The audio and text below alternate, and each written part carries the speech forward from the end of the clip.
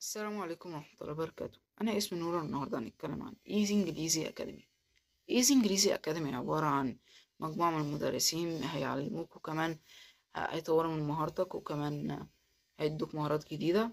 يعني عندك مستر أحمد حسن، هو اللي غير لي حياتي كلها، هو اللي ظبط لي الأكسنت بتاعت الإنجليزي، وكمان هو اللي أعطاني الثقة بالنفس.